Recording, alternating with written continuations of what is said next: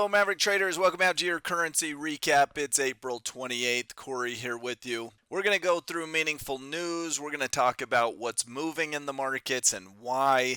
There's some interesting happenings, and then we're going to highlight our very best currency pairs, our very best crypto trades, anything that can make us money. We're looking at it. Disclaimer. This video was created for professional Forex and crypto traders. Maverick Currencies is a proprietary trading firm that employs professional traders around the world. Our traders trade firm capital and keep 70 to 80% of profits they generate. All trades and analysis in this video are for professional traders only. If you are interested in becoming a professional Forex and currency trader for Maverick, click the apply button in the video description. Let's break down what happened today. All right, so as we take a look at the markets, some interesting happenings in the market. Not a lot of news today, but big tech earnings are on tap. We're going to hear from the Mag 7, right? The Microsofts and Apples and Googles of the world. And as they go, so go the S&P, so goes the market. And Bitcoin's back to 95,000. We're in this dynamic where we've had a little bit of a run on risk. We're risk on. We're moving to the upside. People are willing to branch out and take some risks. Is this the start of a new bull market, or is this a correction? We would like to answer that today. As you look at price action, pretty mixed picture. You've had the Japanese yen, British pound higher, US dollar, Canadian dollar on the downside. This is a little bit of a hard to figure out dynamic. Usually the Japanese yen, US dollar, Swiss franc would be defensive, but the US dollar is the only one not advancing. And of course, we know we're on a little bit more of a risk on environment. Oil, the big underperformer today. Gold had a nice bounce back, but oil down 1.8%. Not great for the energy markets. As we look at crypto, Bitcoin Cash, a little bit higher today. And again, they've had a nice little run here recently. As we look at equities, still below the 50-period moving average and some downward slope, but we did get above the 20. So as you move above the 20, you're in correction territory. And I drew the line like this, where we had touched on this a week or two ago, and it didn't happen before, but it's happening now. I had referenced that I thought this level, this old support, new resistance, I mentioned, this is probably 2 weeks ago, that what most of the time happens is you push up against this. You almost act like you're breaking out. So see how the market's pushing up above this. And I call support and resistance a big zone. I think of it like it's a trampoline. When you land on a trampoline, there's a lot of give, right? And then it springs you up or pushes you down. There's a lot of give though. So I would expect the market to push up above this level and then perhaps fall back in. That's what I laid out before. Now it didn't happen. We just turned over and didn't do it. Now we're doing it, and we're doing it in a way, if you follow Elliott Wave, which we have in our educational classes, this is your classic A wave, the first bounce. B, oh, it looks like we're resuming a downtrend. No, not so fast. And then the C that goes a little bit higher, but ultimately tends to be the end of the correction, and then we roll over. So I'm still not inclined to be aggressively buying or super bullish. It's doing what I had thought in the first place, pushing up, pressing against that, probably going to push against it enough to trigger stop losses, to cause shorts to cover, to suck in the buyers that think it's the resumption, let's say, of a major bull market or a new bull market to start. And I just don't think that's where we're at. So I would anticipate a little push that ultimately resolves to the downside. That's where I would be leaning in terms of market outlooks. Now, federal election in Canada all day today on Monday. And then Tuesday night, you get some CPI data, inflationary data out of Australia. Wednesday, we get some GDP out of the US and Canada. Wednesday night, the Bank of Japan with their policy statement. They are not expected to change rates. They're still living in a basically ZIRP, a zero interest rate policy world. They're not expected to do anything with rates, but that comes out late, middle of the night type of stuff Wednesday. Skip to Friday, and we've got non-farm payrolls.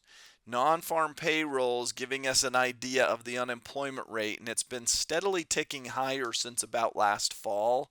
Usually, when the unemployment rate has been below 4, it starts to cross above 4. There's something called the SOM rule, and you can go read about it, but it's a pretty good recession indicator.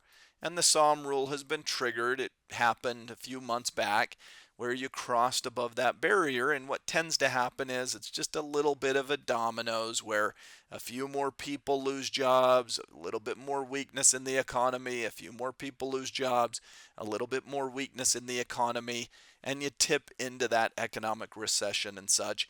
Not the end of the world, but are we headed?